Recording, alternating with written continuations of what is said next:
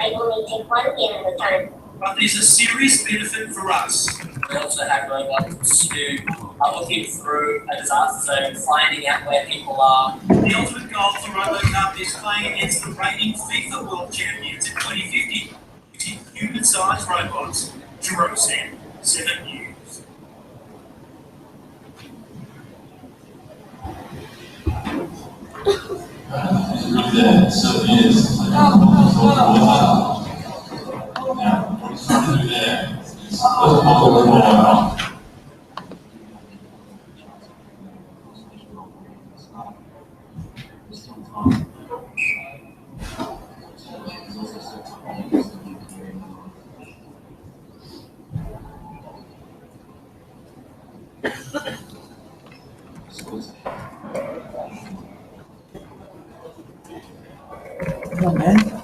Okay.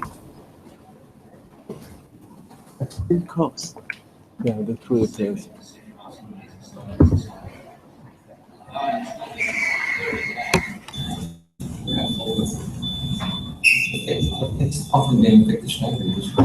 Hi. So how's your assignment? Good? Yeah, it's going good. Yeah, Okay. I use your advice. Okay. Thank you. So finish it. No, I haven't finished it yet. I'll finish it later. First one? Yeah, that's the first one. So how about the I others? wanted to use the second one, but Yeah. I haven't finished it yet. Okay.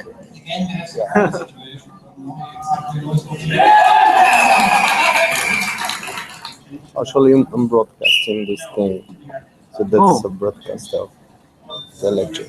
So how can I access this? I will send you a link. Oh, there is a link. Yeah, there's a link. I will send cool. it to you, so you can. But the content is the same exactly. Yeah, it is. Oh, cool.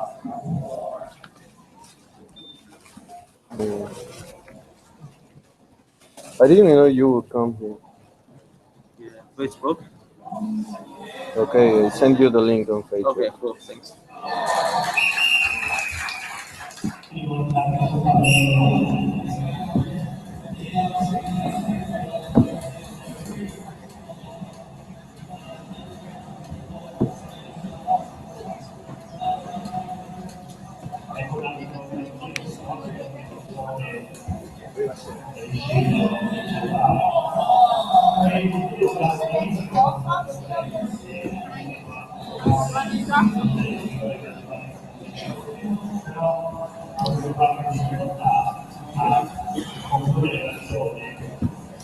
Actually, I just wanted to ask you about the automata because I was drawing DFA with just ABC and it was working. Okay, but I'm not sure if I have to write for Oh, you make ABC N. for the first question? Yeah, for ABC it will be to A to N, right, for a word. But the problem is that if you use ABC, Yeah. it's an illustration, and you still need to like elaborate For on your intuition or give more detailed explanation. yeah, Yeah. because it depends of the length of the word. So if you have like not ABC like ABCDE will be a different one. Then. It's a different graph. Yeah. But I'm not sure if I'm able to create a new one, which depends on the length of the word. I'm not sure about that. Yeah, as for me, I think I adopted the same approach as you. Oh, okay. So I draw an illustration, then I gave like several detailed explanation. About it, and Yeah. that was it. Yeah. So did you use just transitions with empty string, allowing to be an empty NFA or epsilon NFA? Yeah. So that will it's like if you try to concatenate different different letters and then an empty string will be the same. So that was my reasoning. So that's why you have an NFA that could be an epsilon NFA. Yeah, because of exactly. the You empty need string. an apply for this question, I think. Yeah. So Yeah, I you was need trying to an draw with apply. that. So I think it would depend on the length of the string Yeah. and possibly the size of the alphabet. Not sure if you can repeat the letters though. If you have A, B, B, C, C, then if you turn it back, it will be the same. Yeah. Yeah. Anyone sitting here? No. Okay. Oh, can I grab a board? Yeah, then, Ben, can I ask you a favor? Can you bring me something because I will have to stay here? Can you please bring me something?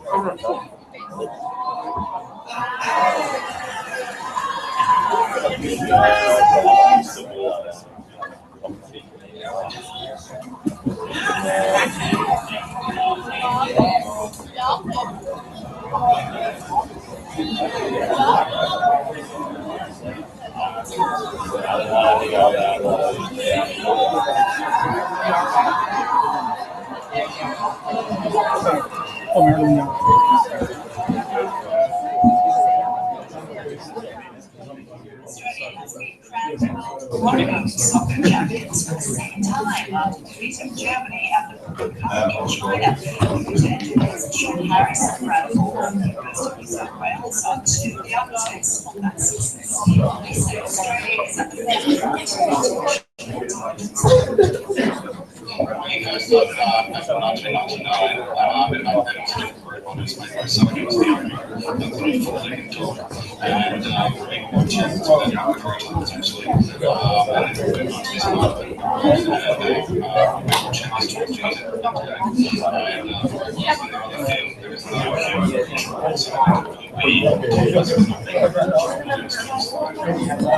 So we actually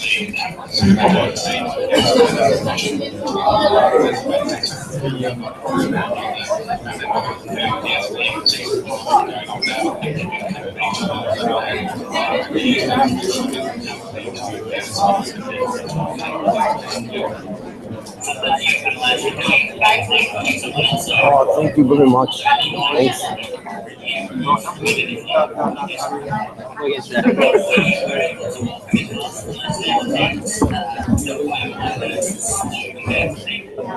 I work all the day. how you work Every Friday. on a whole day? Yeah. Several hours. So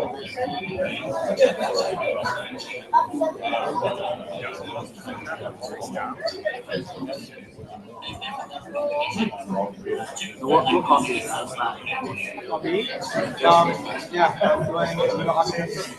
So doing microwave.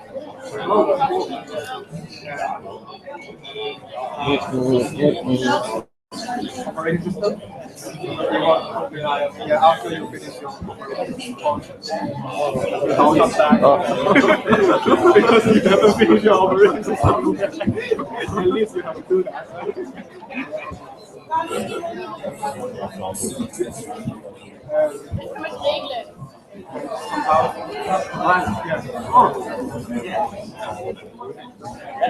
I have a classmate which pilot OS.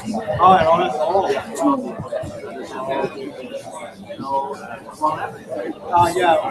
Yeah. You know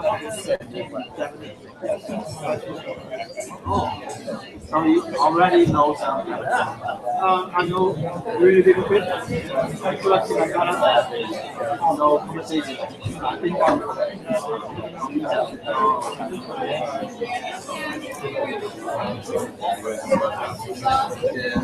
we have finished come to is that the word? The basic word. Yeah.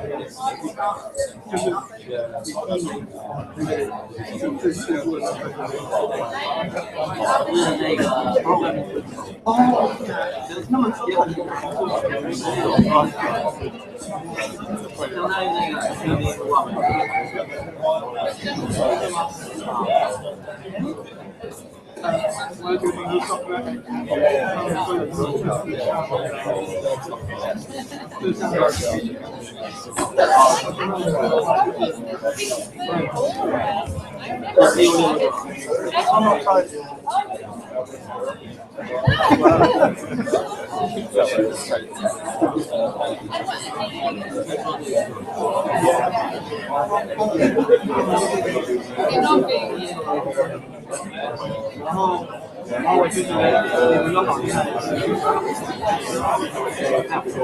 那个 verification 就是4166，4166就是 advanced topics of security， 就是那个歌舞。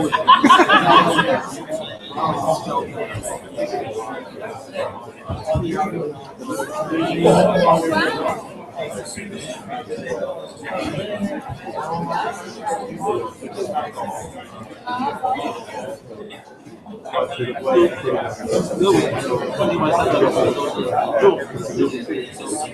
就他们这个时候，然后对自己这个文做了问题。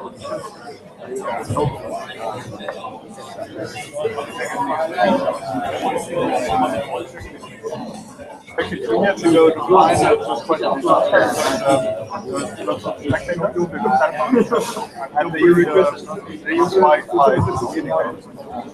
要求你必须熟悉那个 logic， 然后最好是直接查方式就方式的 problem。The woman sometimes handicapped, they individual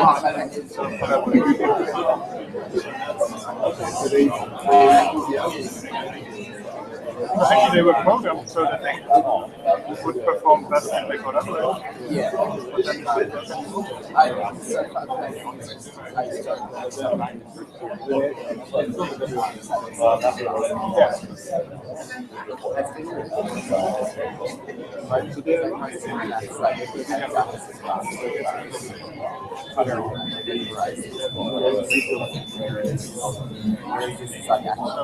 Robots are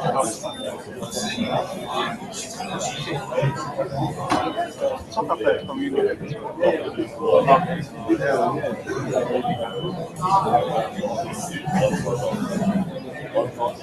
That's what it used to be.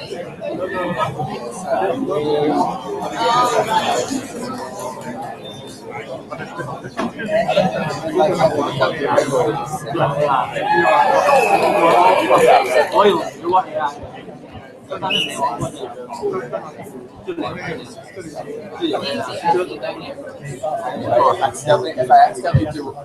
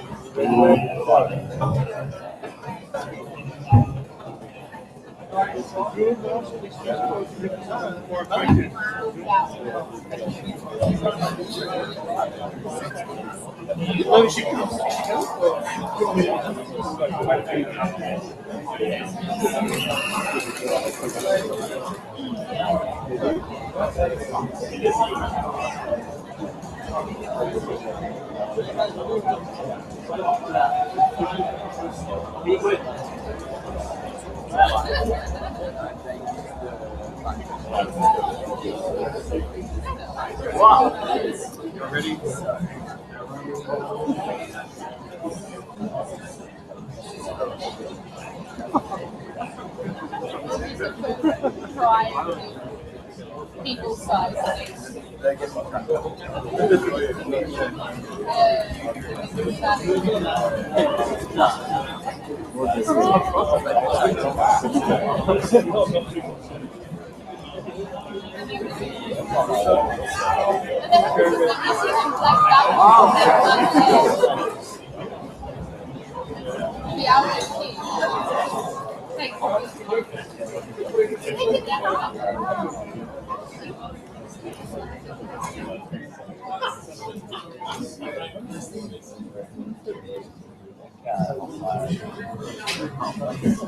The firm viewer.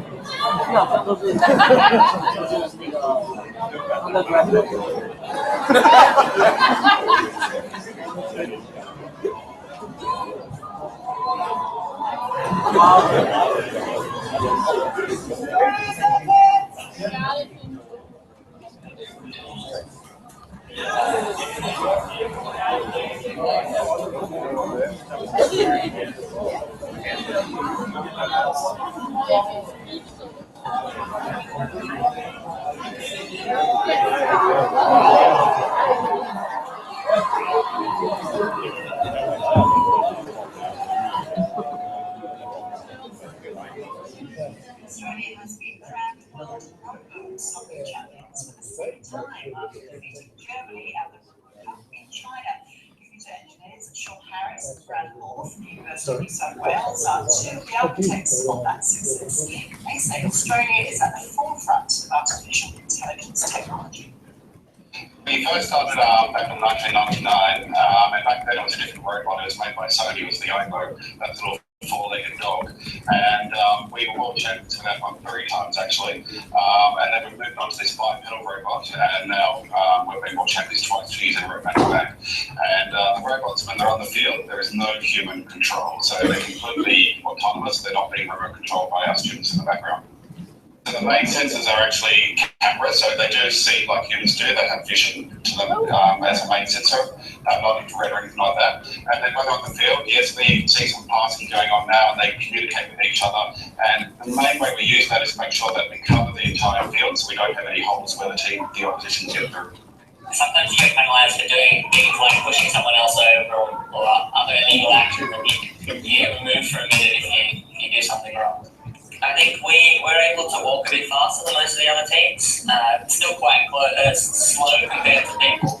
Being able to get to the ball first means that we have a little bit of extra time. We're able to play in the direction we want up there and the field. So that's a really big advantage for us. And in fact, in the grand final, the team of the players down as defending the goal as well. So it made it very hard for us to get in. There's definitely a lot of competition. Generals don't like losing against software or engineering. But you actually don't need too much of an inspiring game because it is open source. So in a few weeks, our students will run a report and publish that for all the other teams to read. It's been quite remarkable that over the years, we've had other universities in Australia do very well as well. We are really up there when it comes to the world of artificial intelligence. We're not trying to catch up, but we often beat the Germans, the Japanese, the Americans. We are at the forefront of the technology. Coming up with and here comes the football. So is this a new era of football?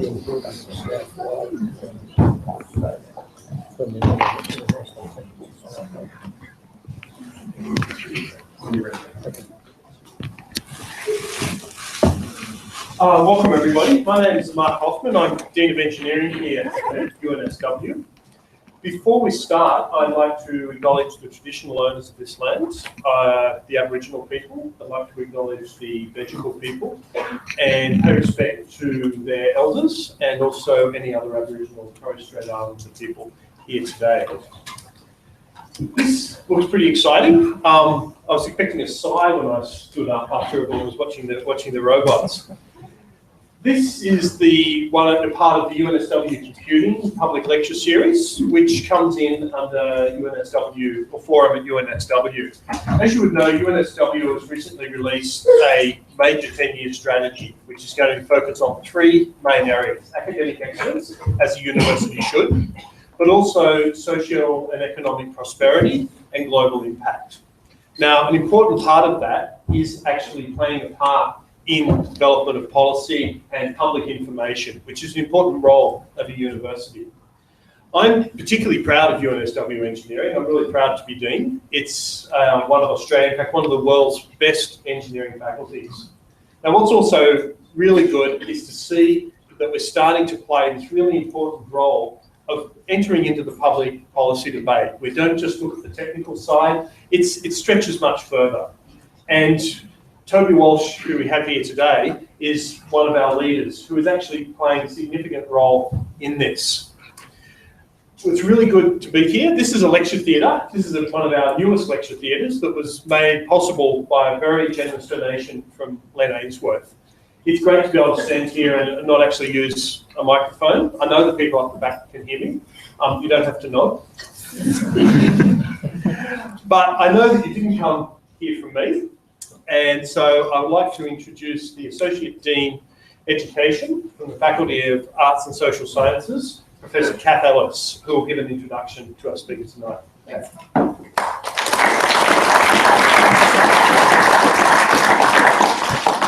Good evening. Thank you, Mark. I'd like to also acknowledge the traditional custodians of the land on which we're meeting today, and also offer a very warm welcome to all of you who are from outside of UNSW to UNSW. It's my great pleasure today to be here to introduce our speaker tonight on this really interesting, but I think very important topic. And as Mark said, it's one of the areas where my faculty, Arts and Social Sciences, and where the faculty, Mark's faculty, the Faculty of Engineering, really are working together in very similar areas, looking at the sort of social science, social, human, political aspect of engineering. And so it's fantastic to be here to hear this talk tonight. But I really just want to introduce to you Toby Walsh, who's one of the leading researchers in artificial intelligence. He was recently named by the Australian newspaper as one of the Knowledge Nation 100.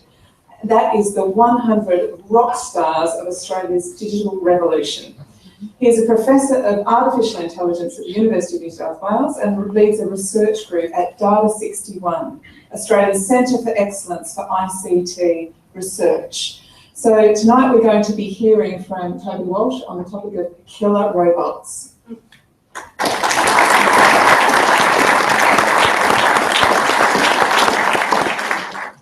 Thank you. Thank you. Good evening. So I want to talk about what is being called the third revolution in warfare. The first revolution was when the Chinese invented gunpowder. And that changed warfare from being a very personal, hands-on, bloody thing to something where we use guns and bombs to fight more at a distance. Second revolution was when we invented nuclear bombs. And that changed, again, the complete nature of warfare. We had a technology there where we could potentially wipe out all of humanity. And people, rather dramatically, have talked about autonomous weapons as being potentially the third revolution in warfare that will change completely the nature of warfare. But the story begins when I was a young boy. This is me. And I was dreaming about a future. The future was one that was full of robots and artificial intelligence, rather cuddly-looking robots. And it was a very optimistic future, as only a young boy like myself could have at the time. And it's been a really interesting journey the last 25 years, working on that dream I had, that daydreams I had as a young boy, thinking about artificial intelligence. Now, a lot of that progress has come from Moore's law. Every 18 months or so, we've seen a doubling in the computing power that we have, and that's brought us a huge amount of advancement. But we've also seen a huge amount of advancement in the algorithms, the computer code that we write that goes into building the smarts to our computers. And we're seeing a payback for that today. We're seeing remarkable changes, things that even I am, as an expert in the field, and constantly being surprised by. Earlier this week, we saw AlphaGo beat one of the world's leading players at Go, the ancient Chinese game, thousands of years old, this game, with immense complexity. This is the Mount Everest of board games. It is probably the most challenging of board games that we play professionally. And Go masters had said, oh, you'll never beat us at Go. It's a really intuitive, human, challenging game. Even those of us who worked in the field who were confident we'd eventually get there, the computers would eventually be smart enough, that we would be able to beat the Go masters. Thought it was at least perhaps 10 years, a decade away before we would beat the human grandmasters at Go. And so it was, an immense landmark moment earlier this week when mankind was again knocked off his pedestal. We were beaten 4-1.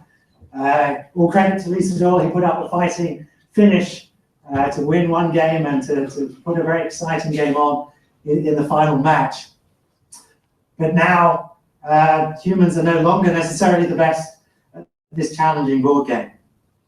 And there's many other examples we see almost daily of the progress that we're making in artificial intelligence. As we heard and saw in the videos in the introduction, here at UNSW, we're helping to lead this advance. We are the reigning world champions at robot soccer. In fact, we're 5 times world champions.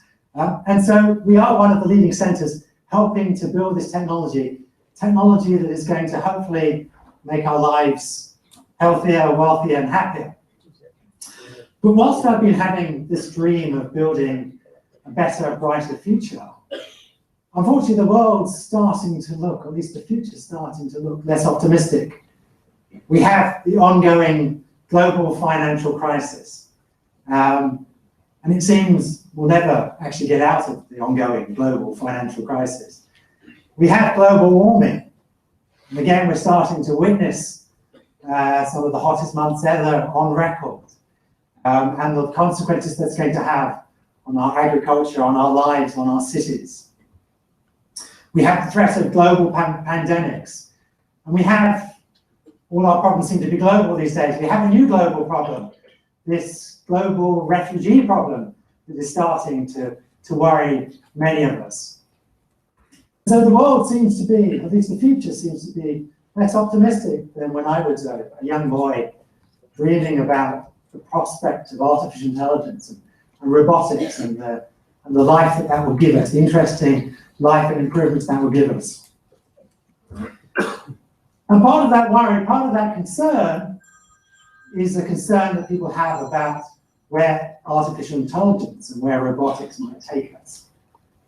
But this is the point of the lecture where I put up a picture of Terminator.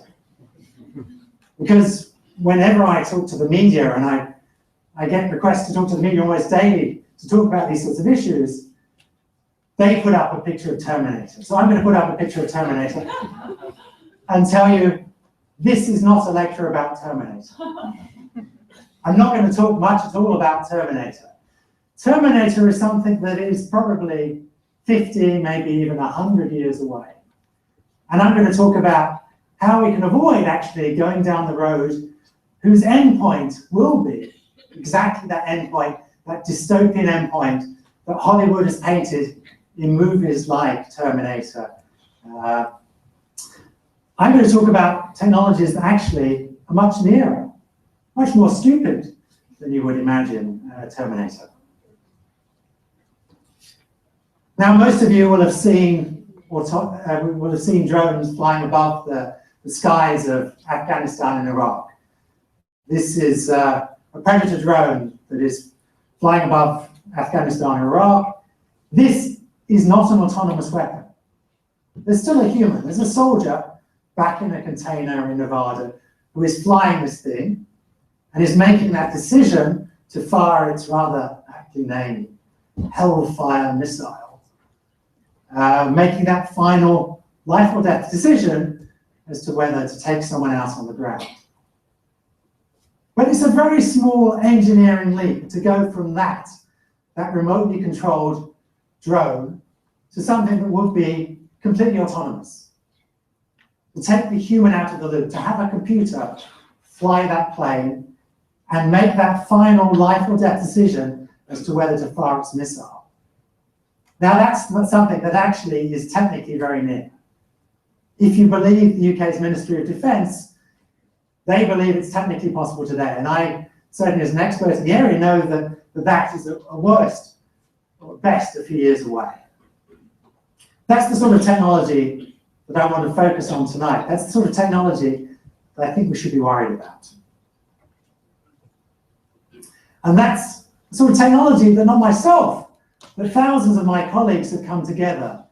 I helped put together an open letter that was signed by myself and many of my colleagues last year, in July last year, that was released at the start of the main artificial intelligence conference that was held in Buenos Aires in Argentina, calling upon the United Nations to put a ban together on what we call is offensive autonomous weapons. Now, 1,000 of my colleagues, I got 1,000 of my colleagues, rounded them up, and they signed this letter, which we released to the press. At the end of the first day, we had 2,000 signatures. Today, more than 20,000 people have signed that letter. The signatures include many well-known names: the physicist Stephen Hawking, the technologist Elon Musk, the political scientist and activist Noam Chomsky. Many well-known names. But what was more significant, I think, and more newsworthy about that moment was that it was signed by many of the leading researchers, not just by myself, but by thousands of my colleagues. Leading researchers at Facebook, at Google, Dennis Hassabis, the guy behind DeepMind, the AlphaGo program that I mentioned just now. The president of the main Association for the Advancement of Artificial Intelligence, many past presidents, many leading researchers in robotics and artificial intelligence from around the world. Many of the countries from around the world came together and signed that letter. The AI community is not that big. There's only a couple of thousand people working in AI and robotics in academia around the world. Many of those people have signed that letter. So I think we should stop for a moment and think about that. Many of the leading researchers who should understand this technology best, who should understand the trajectory of this technology best, came together and signed a letter with a very clear message, which is that we have a small window of opportunity to get a ban in place on these sorts of technologies, and that we should seize this moment. Now, I'd have thought putting a ban on killer robots was a pretty much no-brainer idea. Who would like killer robots? Certainly, all the movies that you see from Hollywood with killer robots look like a very bad place for us to end up. But it's not a completely black and white issue, and so I want to spend a few moments in this lecture going through some of the arguments on both sides as to why we should not have a ban for killer robots. Let me start with the arguments for. The arguments that myself and thousands of my colleagues were convinced by in signing that letter. So I'm going to give you just 5 arguments. These aren't the only 5 arguments, and I hope we're going to have an exciting question and answer session at the end, and I'm happy to discuss some of the other arguments, but I'm just going to put 5 of the stronger arguments, 5 of the more common arguments that get put up for the reason we should start thinking about a ban today. The first argument is that this actually is something that's very near. This is a prototype of the very latest drone. It was built by British Aerospace. This drone will fly completely automatically. It's a completely autonomous drone. This is why the UK's Ministry of Defence has said they think it's technically possible. They have a prototype. It's flying. It can fly without the aid of any human. And it's a really challenging moral threshold for us to cross. We give computers the right to make life or death decisions and have humans no longer in the loop. The second argument is that we have to think about where will this take us. There will be an arms race. These are pictures of robots produced by a Google company, an alphabet company, Boston Dynamics. I said at the start of the lecture that Terminator was perhaps 50 or 100 years away. But if you've seen some of the rather terrifying videos that Boston Dynamics have released with their humanoid robots, the second robot here, the Atlas robot, that can walk through rough terrain, that can pick itself up when it's knocked over. Actually, I started to think maybe I'm going to have to stop saying it's 50 to 100 years away. I'm going to have to start saying it's 30 to 50 years away. Because you see the advancement in the technology. You see that there will be an arms race. You see that people, researchers in the Soviet Union, researchers in Russia, in China, will also be working on this technology. There will be an arms race. And you have to think, well, where is this arms race going to end? And it's going to end exactly where Hollywood tells you it's going to end.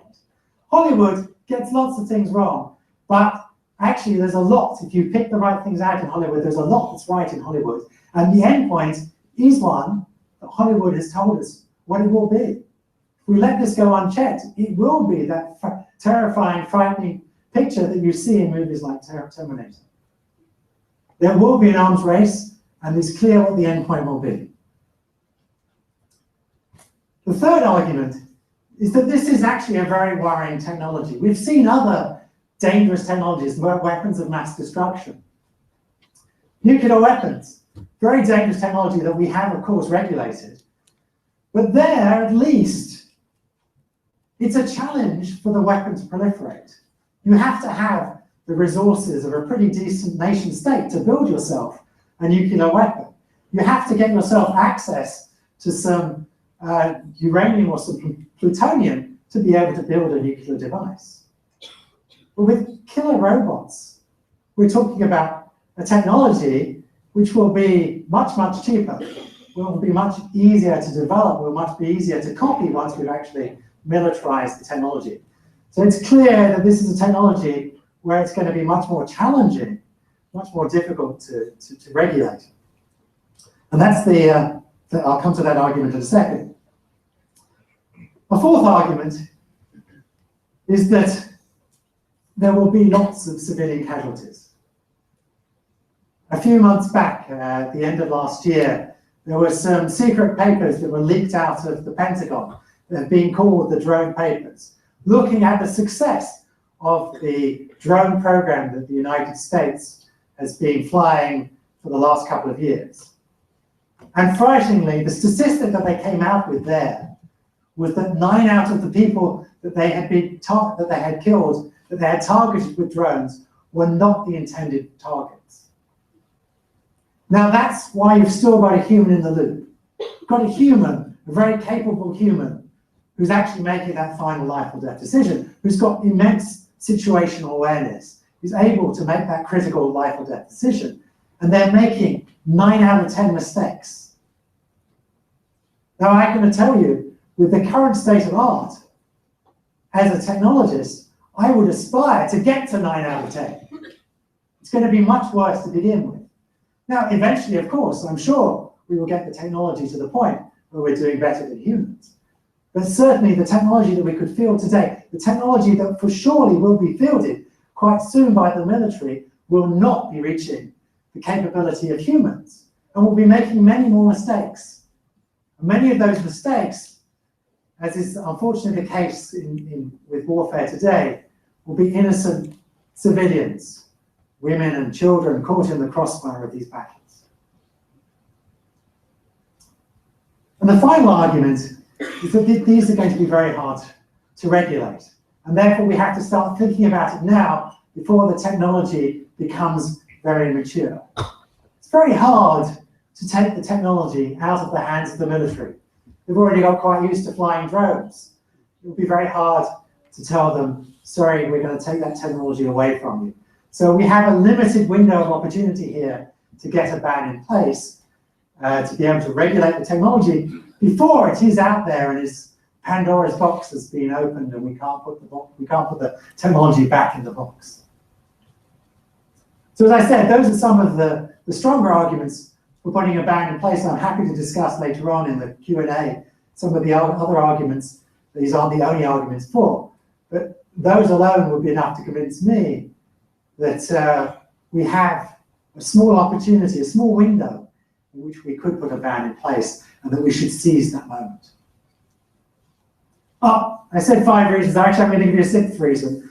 The 6th reason, and this one is a very personal reason, because I understand and expect this actually to be rather a personal reason. This is more a personal attitude to warfare, which is that warfare for me is something I believe should always be a matter of last resort. War should never be easy. And we shouldn't be seduced by technologies that allow us to think we can fight clean clinical warfare. First of all, I think we're wrong. The drone papers demonstrate, in fact, we're misguided. It's a misconception to think that we can fight clean clinical warfare. 9 out of 10 of the people being killed were not the people we were intending to target. But it should be a matter of last resort. Politicians shouldn't be able to think this is something that they can easily do. It should be that there are body bags that will be coming home, that they have to justify to us that it is our sons and daughters that are coming home in those body bags, so that it is always a matter of last resort. Warfare is a bloody, terrible, nasty business, and probably it should remain that way, so we only ever fight it as a matter of last recourse. And perhaps it's a little too easy for people like the President of the United States to sit in the comfort of the White House and to think he can call the drones in, and he doesn't have to risk US soldiers. And that it's actually probably drawn us into those conflicts, that seductive idea that we can fight these wars remotely. And in fact, actually, we're discovering, I think, that actually it's not effective. You can't win the war from the air. You won't be able to win the war with drones, whether they're autonomous or not. That you will ultimately have to put boots in the ground, and you will have to deal with the difficult problems of solving those situations in the Middle East and elsewhere. And then we can't just solve the problem with technology. But as I said, I suspect that's probably a more personal reason. Okay, so I hope that started to convince you, if you weren't already convinced, that we should be thinking about a ban for killer robots. That this would be a good idea, and that we have a moment in time, a moment in history, where we can come together and do the right thing here. But I wouldn't want you to come away from this lecture thinking that it's a completely black or white issue. There are certainly arguments to be had on the other side, and I'm pleased that you've come to hear these arguments, to hear both sides of the argument. So let me present some of the other arguments. And to be fair, I'm going to give it the same number of arguments the other side. But again, these aren't the only arguments, and I'm happy to discuss some of the other arguments in the Q&A at the end. So we're going to give 5 of what I've received as probably the 5 more common arguments that I've got back as to why we wouldn't want a ban. Let me start with the first one. Robots will be better at killing. Actually, I thought that's why we wanted a ban. Yes, robots will be better at killing. That's why the military are attracted by this idea. They're going to be able to fight 24/7. They're never going to tire. They're never going to need rest. They're never going to need to be fed. If they get damaged, we can replace them with another cheap robot. Yes, they're going to be frighteningly, terrifyingly efficient. And once the technology gets better and better, as it eventually will, they'll be more effective as well, not just killing the wrong people, but they're killing the right people. But just because we have a technology that's more efficient doesn't mean that necessarily we need to put it in the battlefield. The history of warfare is largely one of the efficiency with which we can kill the other side. And as we've discovered with nuclear weapons, sometimes it's not necessarily a good idea that we develop a technology, we militarize a technology, and we field it in the battlefield. Sometimes we actually have the right idea that actually it's better, the world will be a better place if we don't go down that road. Number 2, and this argument, number 2, is I think one of the strongest and one of the most interesting arguments that's put up, and one that I'll spend perhaps more time talking about, which is that robots can be more ethical at killing. Warfare is a terrible thing, as I said before. And atrocities get committed by the very nature of warfare. if we could build robots, robots will follow precise rules. We can make sure that they follow the precise rules of war. There are precise rules of war. There are rules like proportionality. You can only respond with an action which is proportional to the threat or the attack that you received. You can only attack people fighting the war. You can't target civilians. So we can program, and computers are very precise, we can program them up to follow very precise ethics. They're not going to commit atrocities like sadly get committed in almost every war that ever gets fought. This is an attractive idea, but it's false. It's false because we don't know how to build ethical robots. We're just working out, we're just starting to think about how we can build ethical robots. It's a really challenging problem. We will, I'm pretty confident, work out how to do that. But it's many years away before we know how to build ethical robots. And we'll have to work out how to do that. We're already starting to field autonomous vehicles. That's going to be a great thing. 1,000 people will die on the roads of Australia this year in car accidents. 95% or more of those car accidents are driver error. Once we have autonomous vehicles, that's going to go away. So we're going to build autonomous cars, but we're still working out how to build ethical cars because they're going to have to make life or death decisions. An accident's going to happen. They're going to have to choose what to do. They're going to have to choose perhaps who's going to die. Is it going to be the driver of the car? Is it going to be the pedestrian that's just stood in the road? They're going to have to make challenging ethical decisions. We don't know how to do that. We don't know how to build ethical cars. We don't know how to build ethical autonomous weapons. And one day we're going to work out how to do that. Unfortunately, that's going to be several years in the future, and the military will have already been fielding some of these autonomous weapons before then. But even when we look at the moment in the future, when we know how to build ethical robots, it's still going to be a challenge. Because one thing we know about computers is that every computer we've ever built can be hacked. Can be made to behave in ways that we don't want it. And so surely these computers, these ethical autonomous weapons, will be hacked. And there are plenty of people out there, I'm afraid, who will have no qualms, terrorists and other people, who have no qualms about hacking these computers and making them behave in unethical ways. So even if we can build ethical computers, ethical autonomous weapons, there's no preventing them being changed to behave in unethical ways. Yeah, a third argument is, well, that's going to be great. Warfare is a nasty thing. We can just get robots fighting robots. Again, that's a hopelessly naive idea. There isn't some separate part of the world called the battlefield. You know, a signpost. Battles over here, please. Battles, sadly, are fought in cities and towns today. We're seeing that with the refugees fleeing from Syria. There's innocent bystanders caught up in all these battles. And the other side is not going to sign up to, oh, well, I'm just going to have my robot against your robot. You know, well, I'll fight my robot against your robot, and whoever wins will decide you can take over my country. That's not how wars are fought. If that was how wars were fought, we could decide wars with a game of tiddlywinks. Wars are very asymmetric. The other side, ISIS and the other sides that we tend to be fighting in wars these days, they're not going to sign up to any rules where we just say, my robot against your robot. A fourth argument, this is a very common argument put up, well, we already have killer robots, and we need them.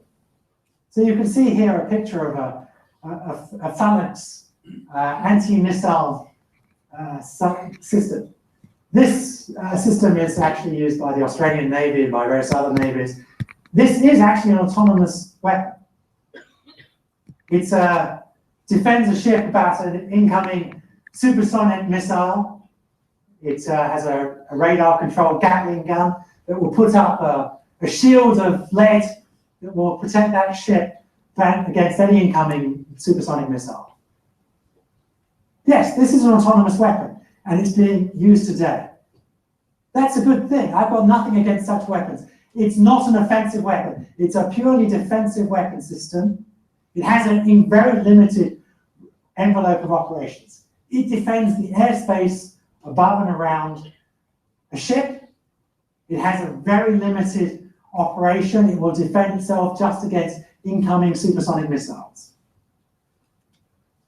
I've got nothing against, and I imagine none of the thousands of other people who signed that open letter have got nothing against such a weapon system. That's protecting members of the Australian Navy. That's probably a good thing. But there's no way you could easily turn that into an offensive weapon. That's a defensive weapon system. That's protecting people. It's not taking lives.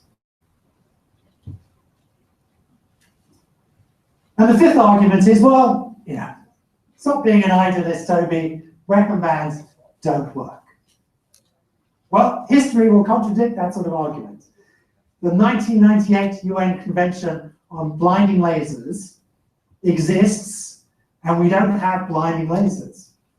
When that convention came into place, there were two arms companies in the world, one US, one Chinese, had announced that they were going to build blinding lasers.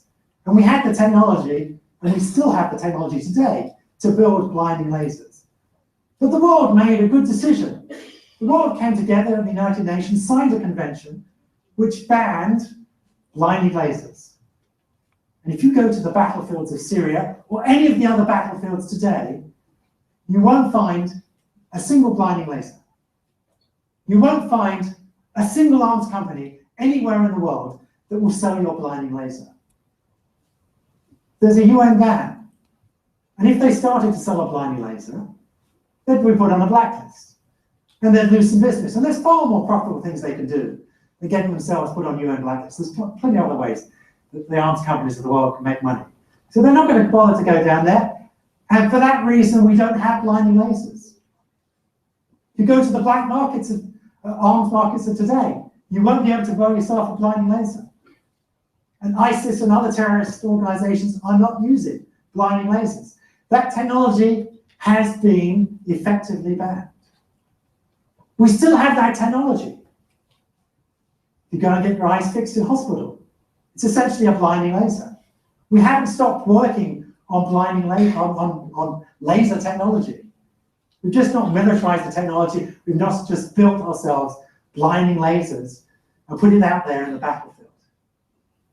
And there's many good things, like all technologies, that lasers get used for. Every time you go and use the checkout at a supermarket, you're using a laser. And similarly, with autonomous weapons, we're not going to stop the technology being built. As I mentioned, autonomous vehicles have pretty much the same technology. They need to be able to track where they are. They need to be able to navigate through terrain. They need to be able to find a particular destination, particular target. This is pretty much the same technology. So we're going to develop that technology, and it's going to be a good thing.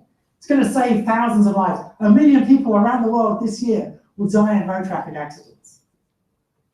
We're going to look back in 20 years' time from our autonomous cars, and we're going to think, it was the Wild West back then. How did we allow people to sit there and drive their own cars? The world's going to be a much better place because of this sort of technology. It's going to completely change the economics of transportation. A study was done, it showed that the city of Lisbon would require 1/10 of the cars if we had autonomous vehicles. So this is going to be a revolutionary technology. It's going to be a great technology. But like all technologies, we get to use it either for good or bad. The technology is rather morally neutral. We get to choose which path we go down. And what I'm saying tonight, is let's choose the good path. Let's use it just for autonomous vehicles, to make our lives better, to improve our economies, to improve the lives in our cities. Let's not use it for building autonomous weapons. I was pleased to say that a lot of people listened to our lesson. When we published that open letter, it went pretty viral. It appeared in newspapers and in the news around the world, the BBC, New York Times, the Washington Post, CNN. It was covered by a lot of people. And And we got the attention of the United Nations. In October, I was invited to the United Nations. Every year, the General Assembly meets. Once the General Assembly is met, it divides into its committees where most of the work goes on. The most important committee is the first committee. The first committee discusses disarmament. I was invited to talk at a meeting alongside the first committee. I was really pleased to be able to talk to the diplomats. I was very impressed by the impression that our open letter had got. I was very surprised to be invited to meet the Under-Secretary General. He's the number 2 in the pecking order in the United Nations. And he said, it's very rare to get a clear message from scientists like this.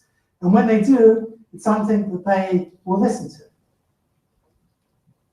And many of the other senior diplomats were also listening to this message. I had a one-on-one meeting with the German ambassador, who is chairing the main disarmament talks next month in the United Nations in Geneva.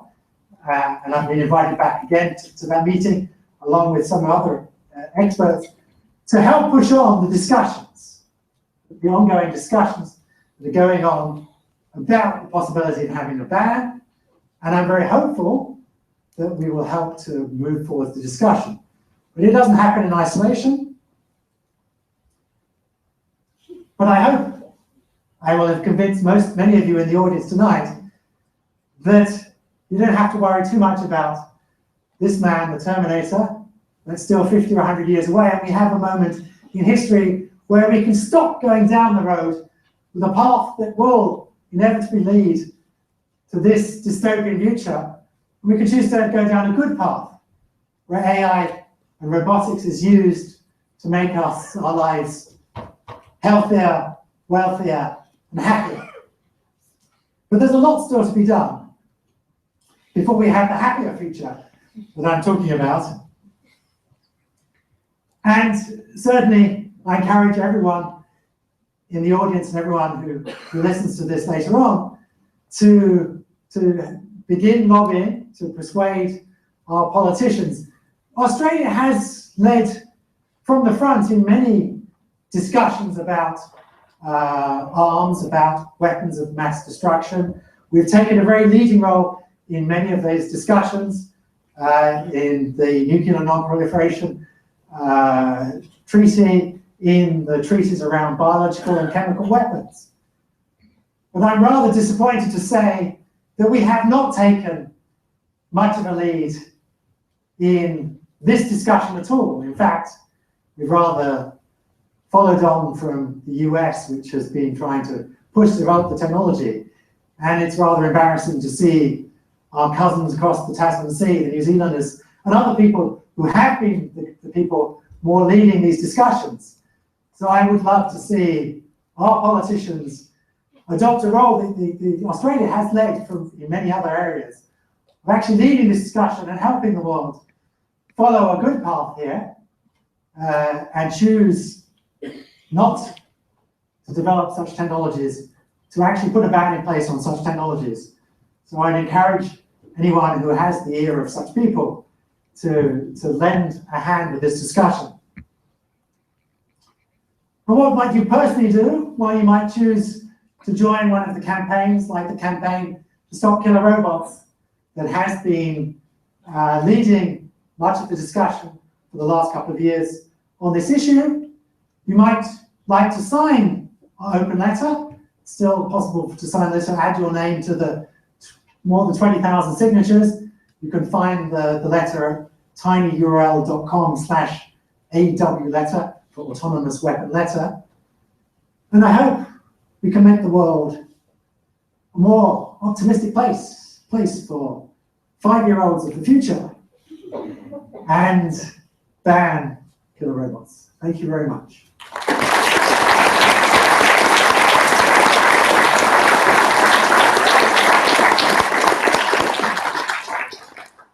Thank you so much, Toby. What a fascinating discussion or talk we've heard. Now it's over to some time for discussion. First of all, before we move into question time, I'm going to alert you that our friends from ABC Radio National are recording this evening's event.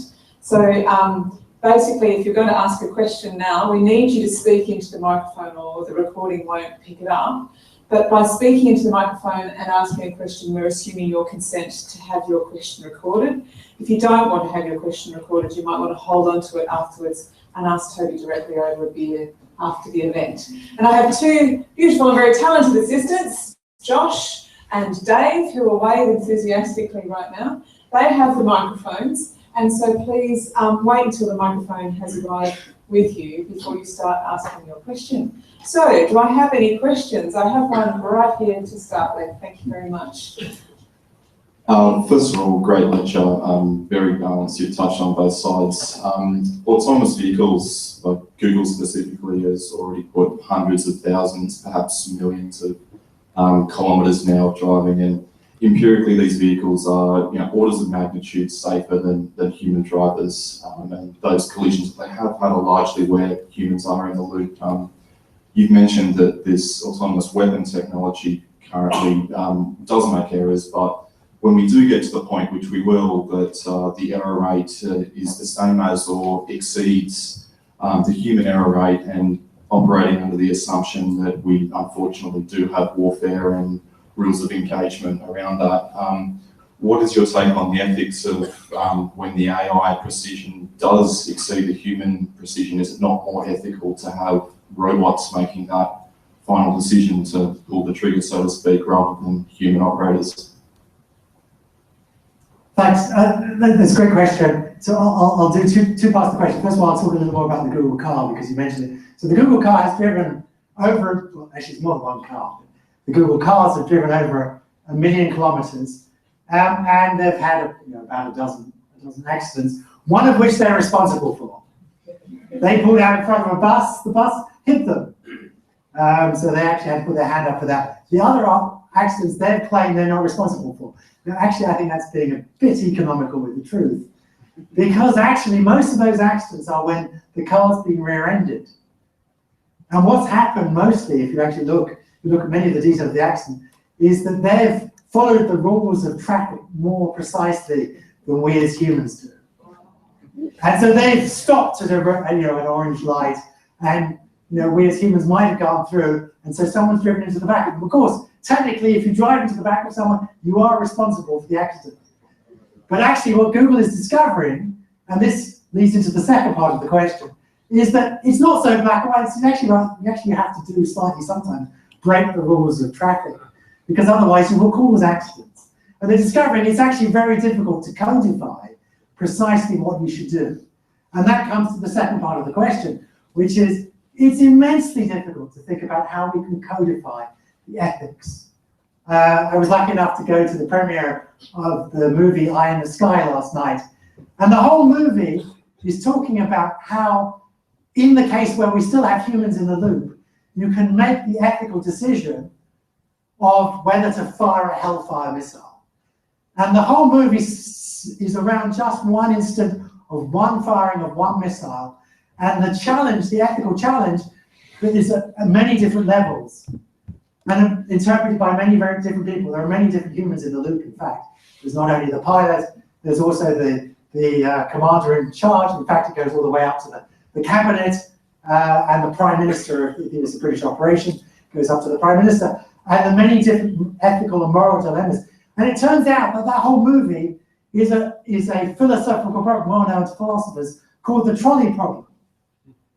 And this is an immense, we don't have an answer to the trolley problem, and to pretend that we could codify an answer to the trolley problem is deceiving ourselves. So it's a movie, I encourage you to go and see the movie, but it brings to the home exactly the point that we'll end up with these amazing ethical decisions. And to think that we can just give them to computers and they can run the numbers and compute the ethics of the situation is to simplify and to demean ourselves and to actually take away what we should be doing, which is making proper ethical decisions. And they're immensely difficult ethical decisions.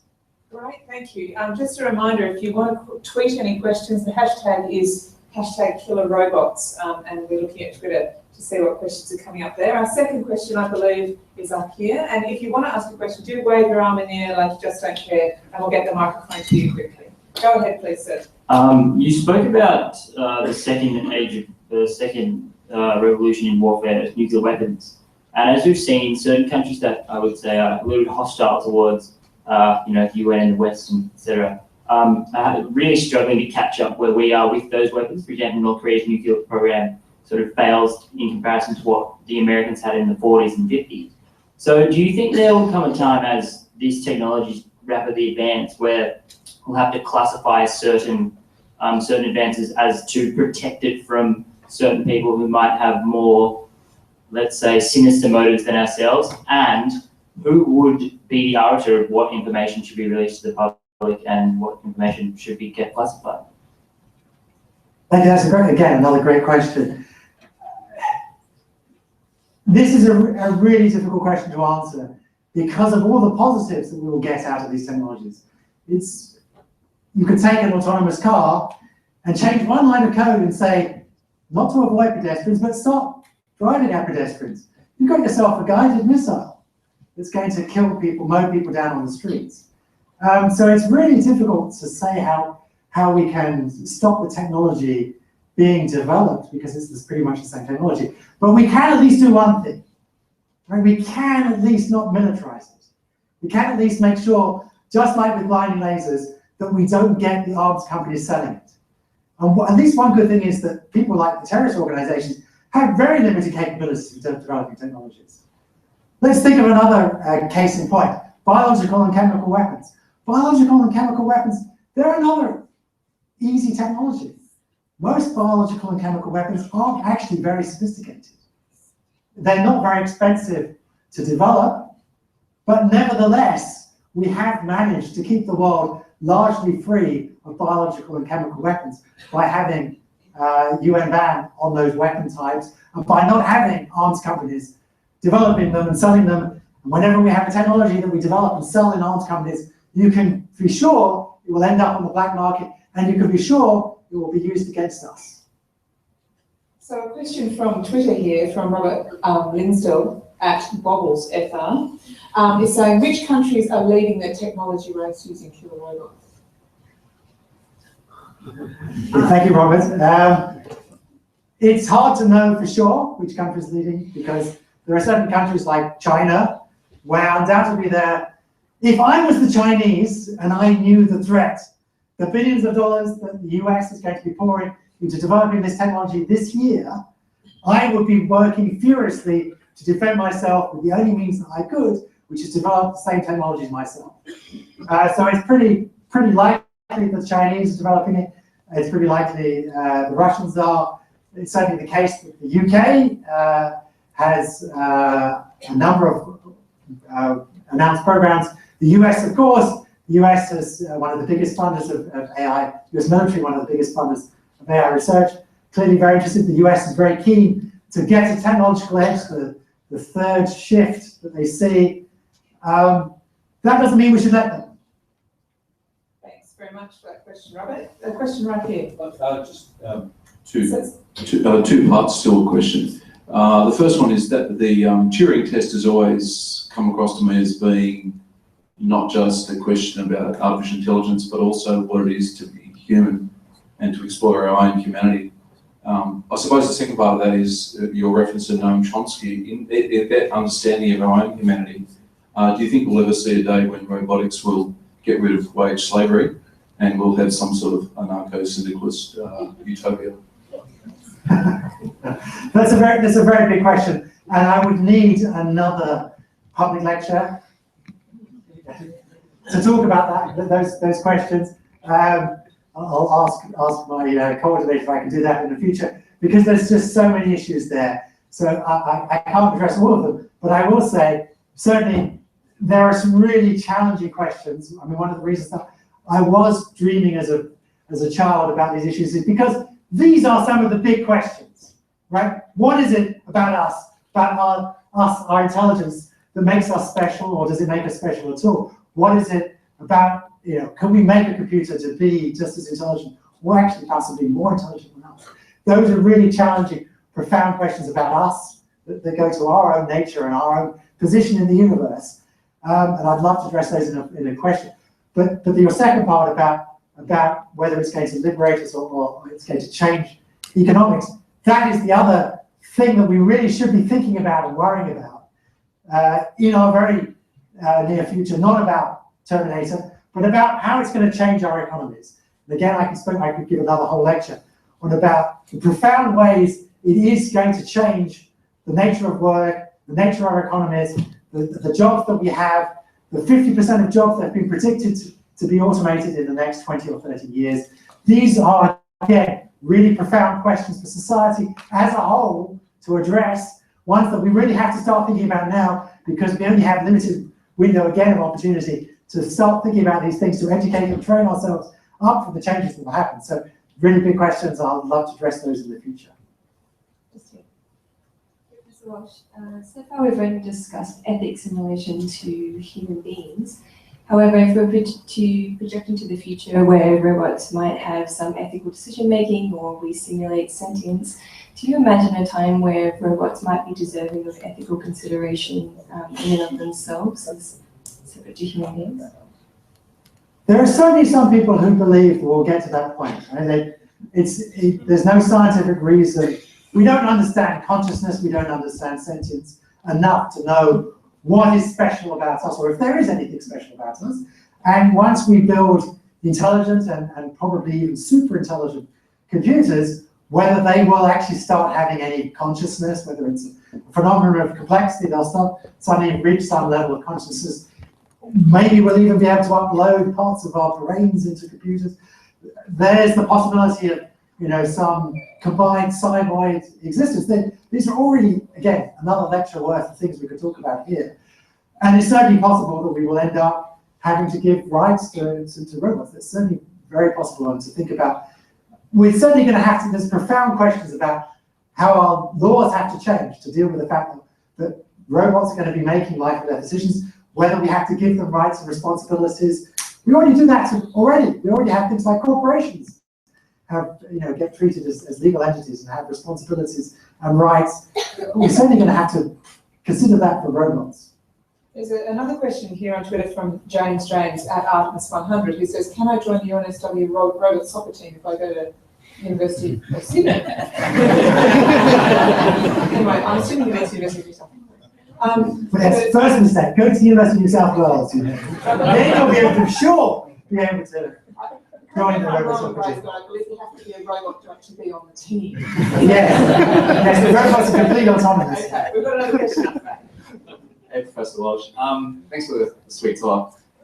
I think there's a distinction between fully autonomous platforms versus fully autonomous weapon systems.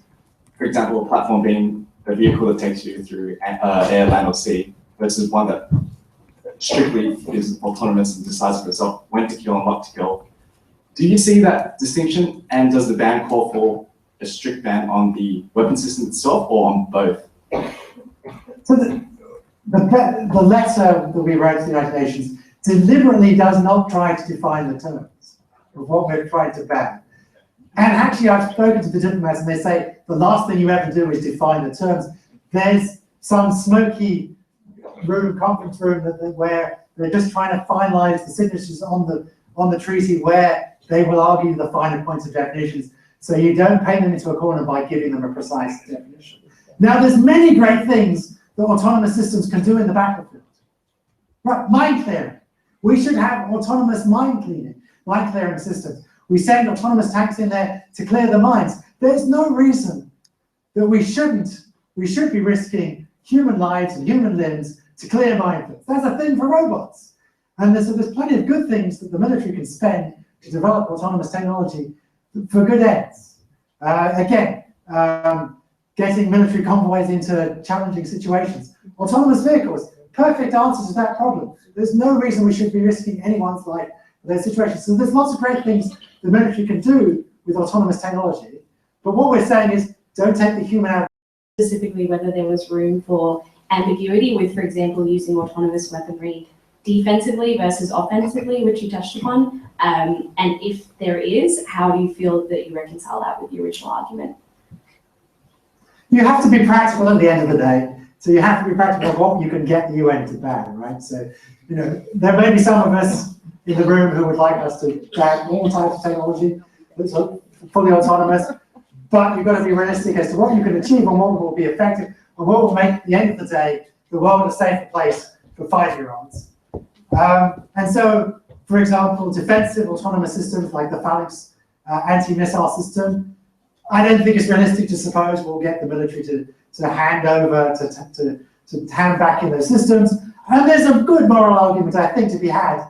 We said, well, those are just defensive systems. They're not easily repositioned to become offensive systems. There's a very constrained envelope of operations for those systems. Probably we should let the military keep that technology. It's probably too high a mountain to climb to say we should ban those. But there are certainly challenging technologies. Taking the Predator drone and having the computer control it and make that final life or death decision is a threshold where we could get a ban in place and something that we should probably try for. We've got time for 2 more quick questions. Kind of going off that question, but looking at defensive versus offensive kind of weaponry, are you looking at putting restrictions on just the kind of physical aspects of weaponry, or are you looking at maybe some of the more software aspects of weaponry as well? That's a great question. I mean, the challenge of computers is that they're so easily reprogrammed. Right? They're universal machines. It's so easy to reposition them. So in terms of putting a technological barrier in place, it's very hard to say you could build something where you couldn't change one line of code and change it into something that's much more offensive. So at the end of the day, I suspect it's not going to be a technological barrier that's been put in place, but a legal, a social, and an ethical one. And we have blinding lasers today, but they're still not out there in the battlefield. And that's what I think you could realistically hope for here. And finally, you're not going to let us know how old you are, sir. Why don't you stand up? Me? Yeah. So, I'm 13. Right, welcome. So what I wanted to say was that if all the robots are automated, doesn't that mean that the war would be fought between like robot versus robot rather than the people? Like, it wouldn't make sense. Pretty much the robots would take over. Thank you. It would be nice to think you could just have robots fight robots. But the history of warfare is one where it's not one side, both sides agreeing to the fact that we'll just put our robots in the ring and have them fight each other. Unfortunately, warfare these days is mostly, in fact, I think we may look back in 20 years' time and say World War III started with the world of, well, with 9/11, and we started this war of terror, this ongoing war. There's always this current of war going on where it's us against the terrorists. And these people are not going to sign up to just say, it's my robot against your robot. That would be nice to think that we could just decide those things. Okay. Thank you so much for all those fantastic questions. That was a really interesting discussion. But could you all join with me again in thanking Toby for such an amazing and inspiring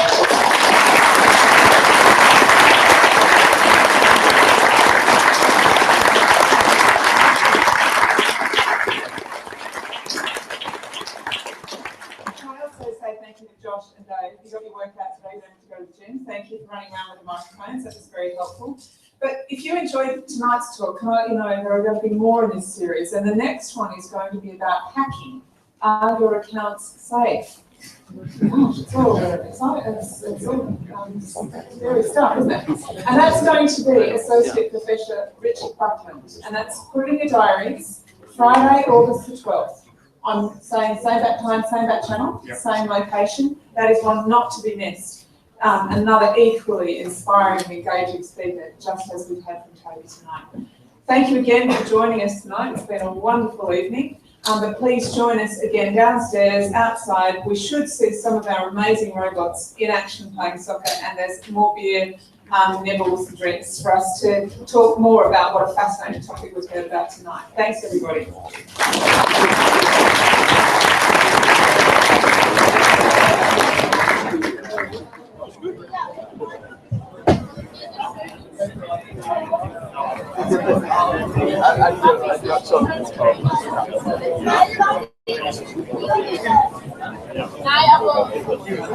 I